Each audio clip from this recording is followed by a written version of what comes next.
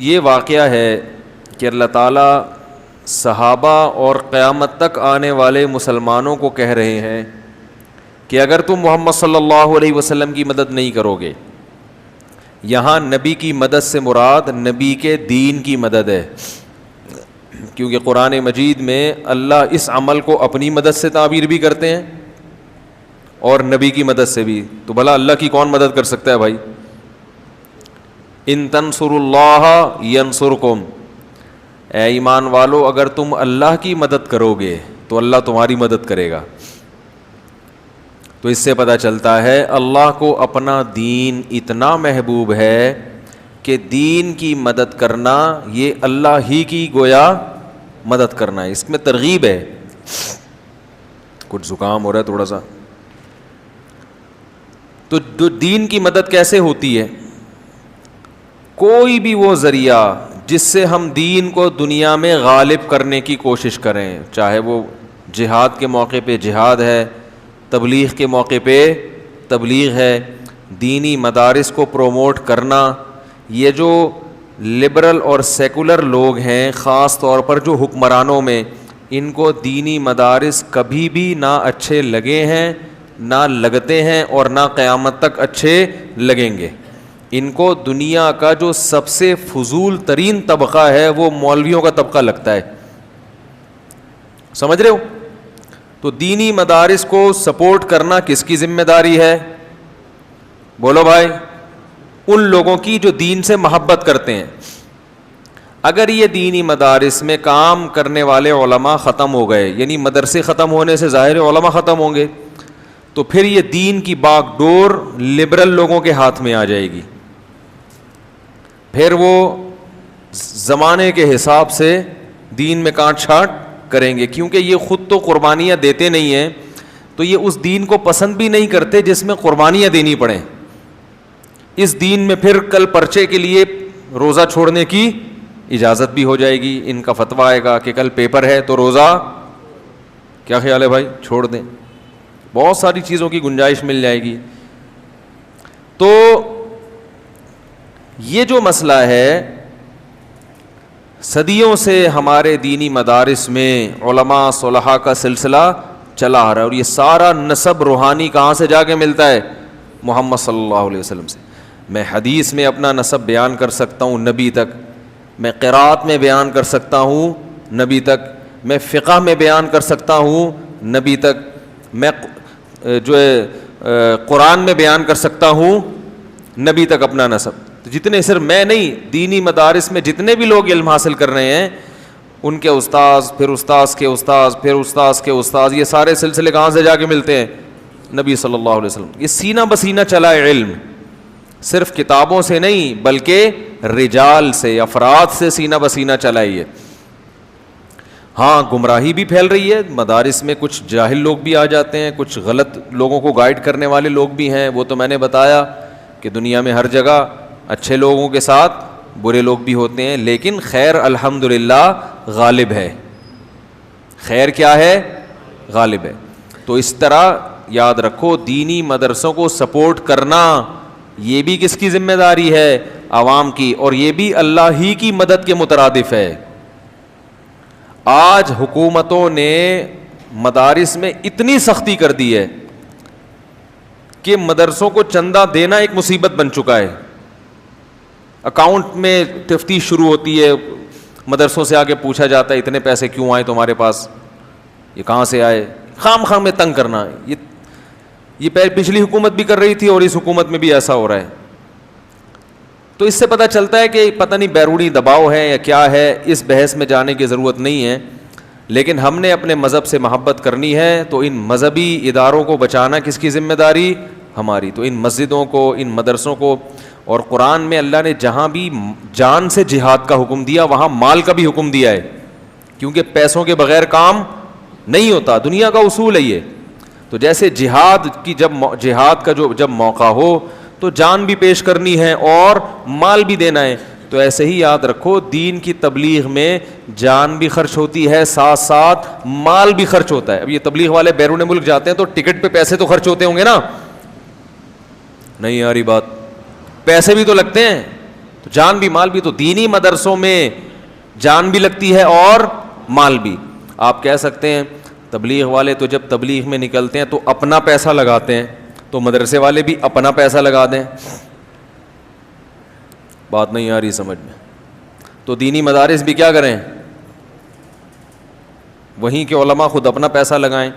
تو یاد رکھو تبلیغ میں سال میں, زندگی میں ایک دفعہ سال کے لیے نکلیں گے, یا سال میں 4 مہینے کے لیے نکلیں گے, باقی سال وہ کمانے کو دیتے ہیں. کسی کی دکان ہوگی, کسی کا بزنس ہوگا, کسی کا کاروبار ہوگا. لیکن دین کے علم کے لیے جب انسان اپنے آپ کو وقف کرتا ہے تو علم دین حاصل کرنے کا جو ٹائم ہے یہ 8 سال کم از کم ہے, دن رات. اس میں طالب علم کے پاس کمانے کا ٹائم نہیں ہوتا. اور علم حاصل کرنے کی جو بہترین عمر تھی جوانی, جس میں وہ کوئی فن سیکھ سکتا تھا, ڈاکٹر بن سکتا تھا, انجینئر بن سکتا تھا, کچھ بھی بن سکتا تھا نا, وہ ساری عمر لگا دی اس نے علم دین میں. اب وہ دنیا کے اکثر کسی کام کا بولو بھائی نہیں رہتا. اس سرٹیفکیٹ کی بیس پہ وہ بیچارہ کہیں چپڑاسی بھی نہیں لگ سکتا, اور اگر لگ سکتا بھی ہو تو چپڑاسی ہی بننا تھا تو 8 سال یہ پڑھنے کی کیا ضرورت تھی. بہت مشکل ہے بھائی. پھر اس پڑھائی کو ڈیلیور کرنے کے لیے, کیونکہ میں تو مشاہدہ کر کے آیا ہوں نا مدرسوں میں, اب بھی جاتا ہوں مدرسے میں, تو اس کو پڑھانے کے لیے مغرب سے عشاء تک مطالعہ, بڑے مشکل مضامین ہیں وہ. پھر عشاء کے بعد مطالعہ, اسٹڈی کرنا کہ کل پڑھانا کیا ہے. پھر دوپہر سے لے کے کسی مدرسے میں 4 بجے تک, صبح سے لے کے کسی مدرسے میں 4 بجے تک کی ترتیب ہے, ورنہ 1 بجے تو کم از کم ہے. تو صبح 7 بجے سے لے کے 1 بجے تک کیا کرتے ہیں, مدرسوں میں پڑھاتے ہیں. اور پھر شام کو مطالعہ, اسٹڈی. پھر اس کے علاوہ بھی جو زیادہ محنتی علماء ہیں وہ اس کے بعد بھی ٹائم دیتے ہیں. تو ہمارے پاس زیادہ تر علماء کے پاس کمانے کا موقع نہیں ہوتا ہی نہیں ہے. یہ اس دین کے لیے بڑی قربانی ہے, غیر مسلموں میں اس کا تصور نہیں ہے. میں دیکھتا ہوں مدرسوں میں کئی کتابیں پڑھانے والے بڑے بڑے قابل بہت تھوڑی تنخواہوں پہ گزارا کر رہے ہیں. تو جب وہ دین کے کام کے لیے اپنے آپ کو وقف کرتے ہیں تو ان کے پاس پھر کمانے کا موقع نہیں ہوتا. تو ایسے لوگوں کو تلاش کر کے ان کے ساتھ تعاون کرنا تاکہ یہ دین کی خدمت میں مشغول رہیں اور ان کی توجہ کمانے کی طرف نہ جائے, یہ بھی کس کی ذمہ داری ہے, عوام کی ذمہ داری ہے. تاکہ وہ دین کے کام میں بے فکر ہو کے لگے رہیں, ان کو یہ ٹینشن نہ ہو کہ, کیونکہ مدرسوں میں اب تک جو تنخواہوں کا ریشو ہے نا وہ اتنا تھوڑا ہے کہ گورنمنٹ کا جو بالکل ایک تھکا ہوا ملازم ہوتا ہے نا, اس کی تنخواہ بھی ایک شیخ الحدیث سے عموماً زیادہ ہوتی ہے, جو مدرسے میں سب سے بڑا عہدہ سمجھا جاتا ہے. دین کی مدد میں کیا ہے, دینی مدرسوں کے ساتھ تعاون کرنا. ہمارے ایک جاننے والے تھے, ایک مدرسے میں پڑھا رہے تھے, 2007 میں ان کی 4000 تنخواہ تھی اور 2 بیویاں تھیں ان کی. چلو خیر بیویاں تو ان کا اپنا ہیڈک ہے, وہ تو وہ مدرسے والے کہہ سکتے ہیں بھائی ہم تو تنخواہ دیں گے, اب تم نے 2 کی ہیں 4 کی ہیں, ہمارا ہیڈک تھوڑی ہے. اس میں تو ٹھیک ہے کہ 2 ہوں 4 ہوں ان کا, لیکن اتنی تو دو, کم از کم ایک کو تو پال سکے وہ. یہ اس لیے کہہ رہا ہوں ایسا نہ ہو مدرسے کے بعض اساتذہ کہیں چلو 4 کی ہے تو پھر 4 کے حساب سے تنخواہ ملنی چاہیے. تو وہ اتنی غربت میں 4000 ان کی تنخواہ, ان کے بچے بھی 2 بیگمات بھی. تو میں نے کہا یار اس میں کیسے گزارا کرتے ہو, اور محتمم ٹھیک ٹھاک مالدار, چندے کے پیسے الگ آ رہے ہیں, تعویذ گنڈوں کے الگ, دبا کے کما رہا ہے, اور استاذ کو کیا دے رہا ہے 4000.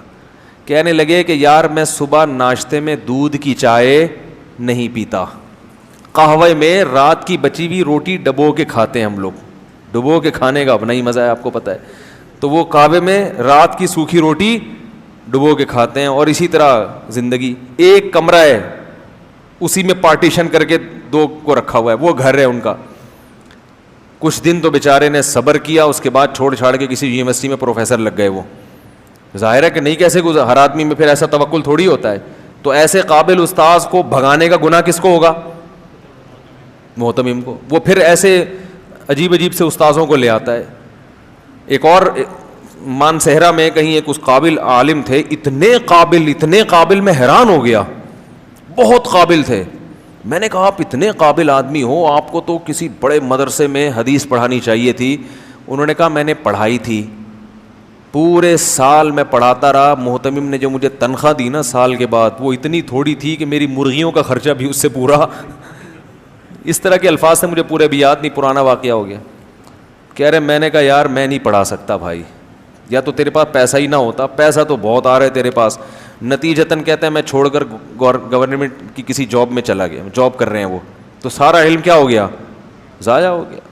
تو ایسے بڑے بڑے قیمتی ہیرے نکلتے ہیں تو ان کے وہ کوئی نظام ہی نہیں ہے, تو کچھ تو ہونا چاہیے. تو یہ دینی مدارس کے ساتھ تعاون کرنا کس کی ذمہ داری ہے؟ ہم سب کی, میری بھی آپ کی بھی. میں بار بار کہہ رہا ہوں آپ کی, تو اس کا مطلب میری نہیں ہے, میری بھی ہے اور آپ کی ذمہ داری بھی ہے. اسی طرح ایسے علماء جو دین کے لیے اپنے آپ کو جنہوں نے وقف کیا ہوا ہے, تو آپ جا کے ان کو تلاش کریں, دیکھیں کہ واقعی اگر وہ غریب ہیں تو آپ ان کے ساتھ تعاون کریں تاکہ وہ مستغنی ہو کر دین کی خدمت کریں.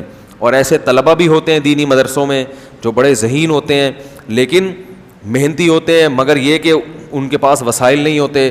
تو ایسے طلبہ کو دینی مدارس کے تلاش کرنا کہ بھائی یہ جب تک یہ پورا عالم بن کے اپنے پاؤں پہ کھڑا نہیں ہو جاتا, اس کا کوئی ذریعہ آمدن نہیں ہو جاتا, اس وقت تک اس کی ذمہ داری کس کی ہے؟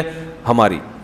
تو تاکہ یہ طالب علم پیسوں کے معاملے میں بے فکر ہو کے, ہر ایک کے ساتھ نہ کریں کیونکہ بعض بگڑ بھی جاتے ہیں, جب دیکھتے ہیں فری پھوکٹ میں آ رہا ہے تو پڑھنا چھوڑ دیتے ہیں. وہ کہہ رہے ہیں یار بس کھاؤ. مفت جب منہ کو لگ جاتا ہے نا تو اس کے جہاں فائدے ہیں وہاں بہت زیادہ تر اس کے نقصانات کا خطرہ زیادہ ہوتا ہے, سائیڈ ایفیکٹ اس کے زیادہ ہیں. تو یہ تجسس کر کے, تحقیق کر کے. میرے ساتھ ایسا ہوا, بعض طلبہ کو میں نے تعاون کیا, کچھ تو اچھے نکلے الحمدللہ, وہ پڑھنے میں لگے رہے, اور کچھ کی ایسی رپورٹ آئی کہ وہ پھر رپورٹوں سے اندازہ ہوا کہ یہ بگڑ رہے ہیں, یہ کیا کر رہے ہیں, ان میں لالچ پیدا ہو گئی ہے. تو اگر ایک عالم میں لالچ پیدا ہو جائے تو وہ تو تباہی ہے پھر معاشرے کے لیے. تو ایسا بھی نہ ہو کہ استغنا خراب ہو جائے اس کا. تو یہ سب چیزیں, تو اللہ نے کیا فرمایا, الا تنصروہ. اسی طرح یاد رکھو اللہ کی مدد میں یہ بات بھی داخل ہے کہ علماء کے بیانات کو پروموٹ کرنا, سوشل میڈیا کے ذریعے کام کرنا, یہ بھی, کیونکہ یہ بہت بڑا طاقتور ذریعہ ہے آج, بہت طاقتور ذریعہ سوشل میڈیا. آپ لاکھوں تک اپنی بات لوگوں تک پہنچا سکتے ہیں. تو اس کے ذریعے بھی ہے. پھر درس قرآن کی محفلیں منعقد کروانا, یہ تمام چیزیں, جس چیز کا بھی انسانیت کو فائدہ ہو اور اس میں مذہب پروموٹ ہوتا ہو, یہ تمام چیزوں کو اللہ کیا کہتا ہے, میری مدد. یہ کس کی مدد کر رہے ہو؟ کیونکہ اللہ کو سب سے زیادہ محبت کس سے ہے؟ اپنے دین